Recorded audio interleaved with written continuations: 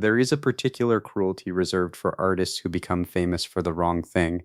Not the cruelty of rejection, that at least is honest. The cruelty of being seen everywhere and understood nowhere. Of having your face on a million walls while the work that mattered most to you sits unread on a shelf. Of being told in the language of applause and sold out venues and screaming crowds that you are extraordinary, just not in the way you actually wanted to be. Jim Morrison lived inside that cruelty for most of his adult life. The world knew him as a rock star, as the Lizard King, as the dangerous, magnetic, leather-clad frontman of one of the most powerful bands of the 1960s. It knew his voice, his stage presence, the way he moved at a microphone as though the music was something he was wrestling rather than performing. It memorized his face and built a mythology around it that has outlasted 4 decades, multiple generations, and the complete transformation of popular music as a medium. What the world never quite understood, what it was never particularly interested in understanding, was that Jim Morrison considered all of that secondary. He wanted to be a poet. Just a poet. Nothing more and nothing less. And either way, Lord and what the world decided he was would become the defining wound of his life and the hidden engine of his greatest work. But to understand that gap, you have to go back to before the stages and the albums and the crowds. You have to go back to the books. James Douglas Morrison grew up moving. His father was a career Navy officer, which meant the family relocated constantly, Florida to Virginia to New Mexico to California, new schools and new neighborhoods arriving before the old ones had finished becoming familiar. For most children, that kind of perpetual displacement produces a longing for roots, for stability, for somewhere that stays still long enough to call home. For Jim, it produced something different. It produced an interior life so dense and self-sufficient that external circumstances became almost secondary. He read with an appetite that confused his teachers and alarmed his peers. Not assigned reading, though he did that too, and well. The reading that mattered happened outside the curriculum entirely. Friedrich Nietzsche, on the nature of power and the death of inherited meaning. Arthur Rimbaud, the French poet who had scandalized Europe in the 1870s with work so raw and visionary it barely resembled what poetry was supposed to look like. William Blake, who saw angels in trees and wrote about innocence and experience as though they were landscapes you could walk through. Jack Kerouac, whose prose moved like a car on a highway at night, fast and searching and slightly out of control. These were not casual influences. Jim did not read these writers the way a student reads for an exam. He read them the way a person reads when they recognize something that explains what they already felt but had never found words for. He was building a private architecture, an interior world with its own logic, its own references, its own sense of what art was supposed to do. What art was supposed to do in the world Jim Morrison was constructing in his mind was not entertain. It was not provide a pleasant experience. It was not give people something to hum on their way to work. Art, in the tradition Jim was absorbing, was supposed to crack something open, to produce in the reader or listener a state of altered perception, a sudden sense that the boundaries of ordinary experience were thinner and more negotiable than they had assumed. That idea, art as aperture, art as door, would eventually give a band its name. But first it lived in notebooks. Quiet, private, relentless notebooks that Jim filled from his teenage years onward with poems that were unlike anything his classmates were writing, unlike anything his teachers expected, unlike almost anything available in mainstream American culture at the time. He arrived at Florida State University in the early 1960s, then transferred to UCLA's film school, a choice that would seem to lead away from poetry, but in practice only deepened it. Film, at the level Jim was studying it, was an art form that shared poetry's essential question: how do you create an experience in the mind of another person that they could not have produced alone? He made short experimental films that confused his professors. He wrote screenplays that felt more like prose poems than narrative structures. He was learning, through the discipline of visual storytelling, how to think about images and time and the relationship between what you show and what you withhold. All of this was preparation, he just didn't know yet for what. The meeting that changed everything happened on a beach in Venice, California, in the summer of 1965. Jim Morrison ran into Ray Manzarek, a fellow UCLA film student, and in the way of encounters that seem casual until you look back at them from a distance, Jim recited some of the poems he had been writing. Ray heard something in them, Not just the words, the rhythm underneath the words, the way the syllables fell against each other with a quality that suggested music even before music had been added. Ray asked if Jim wanted to form a band. Jim said yes. What he meant by yes and what Ray meant by yes were not entirely the same thing, but that particular misalignment would turn out to be generative rather than destructive, at least in the beginning. Ray heard a vocalist, a frontman, a presence that could carry melodies and electrify audiences. Jim heard a vehicle, a way of getting his words into rooms full of people who would not have picked up a poetry collection, but might, if the words arrived inside a rhythm they could feel in their bodies, receive something they hadn't expected. The Doors formed quickly, Ray Manzarek on keyboards, Robbie Krieger on guitar, John Densmore on drums, and Jim at the center of it all, bringing the notebooks and the hunger and the private architecture he had been constructing for years. The name came from Aldous Huxley's essay on consciousness and perception, itself borrowing from Blake. The ambition was embedded in the etymology. They were not trying to make music you listened to. They were trying to make music that changed the quality of your perception while you listened. The songs that emerged from early rehearsals and club performances were strange by the standards of 1966. They were long, they had structures that didn't quite follow pop conventions, they contained lyrics that required attention, that rewarded multiple listenings, that meant different things depending on what you brought to them. Break On Through, The End, People Are Strange. These were not love songs in any conventional sense. They were dispatches from the interior life that Jim had been building since childhood, finally given a form that the world could receive. But here is what the world received, and what it missed. It received the sound, the image, the physical presence. It received Jim Morrison's voice and face and body on a stage, and it experienced those things as performance, as spectacle, as the rock and roll event of its moment. What it largely missed, what it was not particularly equipped to engage with, was the literary dimension. The fact that the words were doing something, that they were not just sounds selected for phonetic impact, but ideas, images, arguments, explorations of consciousness and mortality and the nature of perception that had real intellectual roots and real artistic intentions. Jim noticed, from the very beginning, Jim noticed. The Doors' debut album arrived in January 1967, and with it came a success that moved with the speed and indiscrimination of a flood. Light My Fire became one of the defining songs of its era.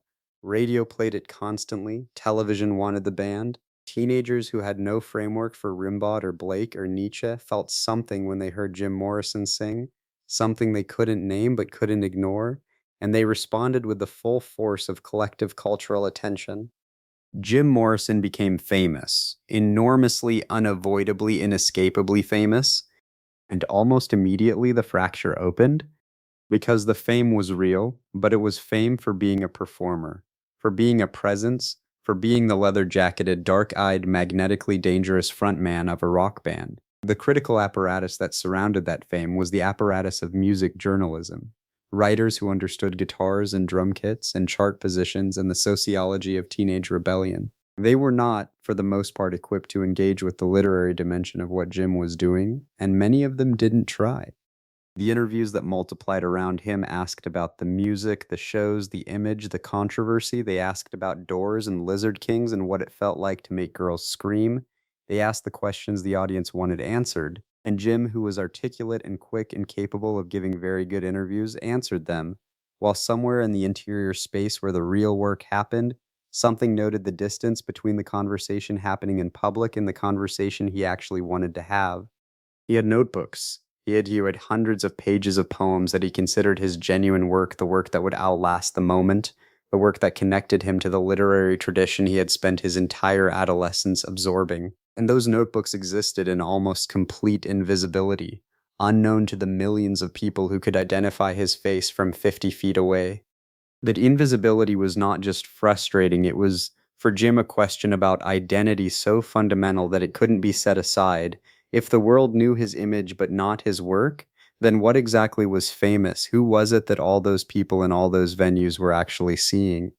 The question had no comfortable answer, and it would only become more urgent as the years passed. By 1968, Jim Morrison had been working seriously on his poetry for years. The notebooks had accumulated into something substantial, not fragments or juvenilia, but a genuine body of work that he believed deserved to exist in the world as literature. He began pursuing publication with a seriousness that surprised people around him, because publication of a poetry collection was not a rock star's move. It was a writer's move. It was the move of someone who cared more about the literary legacy than the commercial one. The Lords and the New Creatures was published in 1969, two collections in a single volume. Jim had pushed for this, had been involved in every detail of its production, had approached the whole enterprise with the focused attention of someone who understood that this was a different kind of statement than an album release. This was not Jim Morrison, the Doors frontman, putting out a side project. This was Jim Morrison, the poet, offering the work he considered primary. The critical response was, with some exceptions, dismissive. The reviews that appeared in literary publications were not interested in engaging with the poems on their own terms. They arrived already carrying an assumption, a rock musician playing at literature, and that assumption shaped everything that followed. The work was called derivative, pretentious, the product of someone who had absorbed influences without truly transforming them. Some reviewers were not unkind so much as simply uninterested, treating the collection as a curiosity rather than a genuine contribution to American poetry. Jim read the reviews, he read all of them. There is something particularly precise about the pain of having your most serious work dismissed by the very community you most wanted to be part of. It is not the pain of a bad review, it is something closer to the pain of a door remaining closed, of knocking and hearing from inside the sound of people going about their business without pausing to answer. Jim had spent years building the interior architecture that produced these poems. He had read and absorbed and wrestled with the tradition he was trying to enter. He had meant every word. The literary world looked at him and saw a rock star. It didn't look much further than that. He kept writing anyway, because the writing was not contingent on being received. It was not performance in that sense. It did not require an audience to justify its existence. The notebooks continued. The poems continued. The private project of making sense of consciousness and mortality and the texture of experience continued, regardless of whether the New York Review of Books was paying attention. But the wound was real, and it deepened something that had already been opening since the first days of the Doors' fame, a sense of fundamental displacement, of being present in the wrong room, of having been assigned a role that was not the one you had prepared for and could not easily be exchanged. By 1969, the contradiction between who Jim Morrison was and who the world needed him to be had become almost unbearable in its concrete daily dimensions. The Doors were at or near the peak of their cultural influence. The touring schedule was relentless. The media machinery that surrounded successful rock bands in that era was voracious and untender. It wanted product, content, controversy, access, and it wanted these things continuously and without much interest in the cost to the person producing them. Jim gave interviews, he performed, he stood at microphones in sold-out venues and delivered the thing the audience had come for, the transmission, the presence, the quality of engagement that made people feel that something important was happening in the room. He did all of this with genuine commitment because whatever ambivalence he carried about the role, the music itself was real and the connection with audiences was real, and he was not cynical about either. But after the show and the hours that belonged to no one's schedule, he wrote, "The writing in this period had a quality of urgency that people who saw the notebooks later described as almost alarming, not because the content was disturbing, though some of it was intense, but because of the sheer volume and focus. Pages and pages produced in a single night, poems, fragments, prose poems, notes toward larger ideas, images seized before they could dissolve. A man producing work at the rate of someone who is afraid of running out of time, though he could not have articulated why." He talked in this period about wanting to stop touring, about wanting to go somewhere where Paris was mentioned, Europe more generally, somewhere that the image had not preceded him, and simply write, not write songs, not write lyrics that would be evaluated for their commercial potential or their radio friendliness. Write poems, write prose, make literature in the oldest and most serious sense of the word. The people around him heard this and were sympathetic and concerned in roughly equal measure. Sympathetic because they could see the exhaustion and the genuine need. Concerned because the Doors were a functioning commercial entity with obligations and schedules and a relationship with an audience that couldn't simply be paused because one member needed to go to Europe and write poetry. The tension between those two realities, the poet who needed space, and the performer the world had decided he was, would not resolve cleanly. It never does, but it would reach in the next period of Jim's life a kind of clarification that was both devastating and quietly illuminating. Here is what many people who came to the doors through the radio missed, and what the literary critics who dismissed the poetry collections failed to recognize. The lyrics were doing the work all along. Listen to the end with the attention you would bring to a poem on a page. The Oedipal imagery, the journey structure, the way the language moves between the mythic and the deeply personal without announcing the transition. This is not a rock song that happens to have unusual lyrics. This is a poem that happens to have been set to music, and the music serves the poem rather than the reverse. Listen to Riders on the Storm, the rain as texture and atmosphere, the serial killer as a figure borrowed straight from American mythology, from the tradition of violence that underlies the surface of ordinary life. The way the song ends not with resolution but with continuation. The storm goes on, the riders go on, the world continues its indifferent turning. This is not a narrative with a conclusion, it is an image sustained long enough to become a condition. Listen to People Are Strange, which achieves in 3 minutes what some poets spend an entire collection attempting, a precise rendering of the phenomenology of alienation, of the experience of moving through a world that has subtly reorganized itself to exclude you from its warmth. These were Jim Morrison's poems. They reach millions of people who would never have encountered them in a literary journal, never have found them in a bookshop, never have sought out the tradition of Rimbaud and Blake and Nietzsche that had produced them. They reached those people because they arrived inside music, inside rhythm, inside a voice that carried them past the defenses that poetry on a page can sometimes trigger in readers who have been told that poetry is difficult or exclusive or not for them. The irony, and it is an irony large enough to organize an entire life around, is that Jim Morrison's most successful poetry was the poetry the world never called poetry.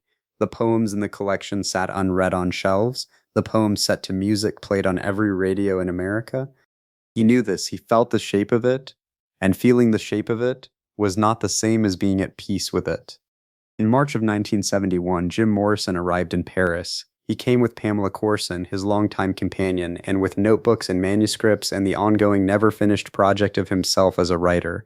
He had stepped back from the most exhausting dimensions of his public life. The touring had stopped. The immediate obligations had been reduced to the minimum. Paris did not know his face the way Los Angeles knew it. He could walk down a street, he could sit in a cafe, he could exist in the city with something approaching anonymity, which is to say he could exist without constantly performing the role of Jim Morrison, could be for hours at a time simply a young American man in Paris who was writing. People who encountered him there described someone who seemed in some fundamental way lighter, less burdened, the relentless performance of identity that fame requires, always being recognizable, always living inside the projected image, had temporarily lifted, and what remained underneath was a person who was genuinely happy to sit with a notebook and watch the city and write. He was 27 years old. He had been famous for 4 years. He had been a poet for most of his life. The notebooks he filled in Paris were among the densest and most considered of his career. He was not writing for an audience. He was not writing toward a deadline. He was writing because writing was the thing that organized experience into meaning, the activity that transformed the otherwise overwhelming flood of perception into something that could be held and examined. He was at last just a writer, the thing he had always wanted to be. He died on July 3rd, 1971. He was found in a bathtub in the apartment on Rue Beautreilles. The official cause of death was listed as heart failure. He was buried in Père Lachaise Cemetery, in the city where he had finally found something close to the life he had been searching for. He was 27 years old. Here is what happened after Jim Morrison died. The mythology expanded. The image became an icon. The poster, that particular photograph, those particular eyes, that particular angle of beautiful defiance, multiplied across bedroom walls in every country in the world. The music never stopped playing. New generations discovered it through new formats and responded with the same quality of feeling that audiences had responded with in 1967. The poetry collections quietly stayed on their shelves. They were read by the people who came to Jim Morrison looking for more than the image, who followed the threads he had left in interviews and song lyrics back to the notebooks and the collections and the private architecture of his intellectual life. Those readers found something unexpected, They found a genuine poet, not a perfect one. The work has uneven moments, has places where the influence of Rimbaud sits a little too visibly on the surface, has lines that strain, but it also has lines of real precision, real beauty, real insight into the experience of being conscious in a world that is too much and too strange and too brief. It has lines that deserve to be read on their own terms without the apparatus of rock stardom surrounding them. The irony that Jim Morrison spent his career trying to be recognized as a poet, and that recognition never quite came in the form he wanted, does not diminish the work. If anything, it clarifies it. The work was not produced for the recognition. It was produced because the producing was necessary, because the notebook was the space where the real conversation happened, because writing was the activity that made experience coherent. The stages were real, the music was real, the connection with millions of people through the doors was real and significant and produced things of genuine lasting value. But underneath all of it, running parallel to the public story and largely invisible to it, was the private story of a man who read voraciously and thought seriously and filled notebooks with poems that he considered the truest expression of who he was. That man deserves to be known, not as a footnote to the rock star, not as a curiosity, as a writer who happened to be famous for something else, which is, when you examine it carefully, one of the most human stories there is.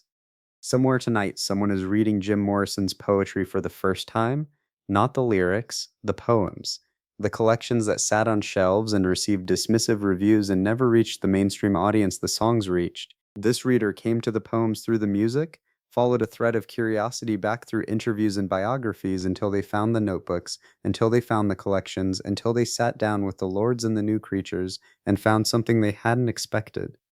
They found a voice that is trying with great seriousness and considerable skill to articulate what it feels like to be alive and conscious and mortal in a world that provides no instruction manual for any of those conditions. They found a writer who had absorbed the tradition deeply enough to argue with it, who brought American directness to European symbolism and produced something that is neither quite one nor the other. They found a person, not the poster, not the myth, not the Lizard King, or the dangerous front man, or the cultural symbol that has been reproduced so many times it has become almost abstract. A person who wanted more than anything else to write poems that mattered. He did write them, they do matter. The world just took longer to notice than he would have liked. And perhaps that delay, that gap between what he was and what the world saw, is itself a kind of poem, the most honest one he ever wrote, the one that didn't require a notebook because he lived it in full from the first day someone handed him a microphone and told him he was a rock star when what he was, underneath everything, was a reader who had learned to write. The door was always open. Most people just walked past it without looking inside. The ones who stopped, the ones who looked, found a library. And libraries, unlike stages, do not go dark when the performance ends.